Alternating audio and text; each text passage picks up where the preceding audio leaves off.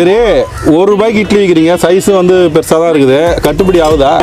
ஓடியாருதுவா நம்மள நம்பி ஓடியாருதுவா. சரி என்ன போட்டும் போக்கலாம் வரணும் அப்படித்தானே அந்த 20 வருஷத்துக்கு ₹1 போடும்போது அப்புறம் என்ன அதான் போட்டுருக்கீங்க? நல்ல பெருசா தாங்க இருக்கு. போடு வேற லெவல். ₹1 கொடுக்கறதுனால ஏனோ தானெல்லாம் கொடுக்கலங்க, டேஸ்ட்டாகவே கொடுத்துறாங்க. கார சட்னி அல்டிமேட். இப்போ அவங்களுக்கு உதவி நீங்கள் யாரும் கிடையாது? உதவி இருக்காங்க, இருந்தாலும் உதவி பண்ண மாட்டாங்க. பார்த்துட்டு உங்களுக்கு யாராவது உதவி செய்யணும்னு நினைச்சாங்கன்னா உங்களுக்கு என்ன உதவி தேவைப்படுது? யாரும் உதவி பண்ண மாட்டாங்க. இல்லை, நான் கேட்குறேன், உங்களுக்கு என்ன உதவி தேவைப்படுது? பார்க்குற இன்ஃப்ளூயன்சர்ஸ், யூடியூபர்ஸ் வாங்க பாட்டியை வந்து யாரும் ப்ரொமோட் பண்ணுறோம், பாட்டியை ப்ரொமோட் பண்ணுங்கள். இந்த வீடு இதெல்லாம் கொஞ்சம் பழைய செட்டப்லேயே இருக்குது. நம்மளால் முடிஞ்சால் அதில் அவங்களுக்கு ஏதாவது டெவலப்மெண்ட் வரதுக்கு நம்மளால் ஹெல்ப் பண்ண முடியும். கண்டிப்பாக சப்போர்ட் பண்ணுங்க, ஓகேங்களா?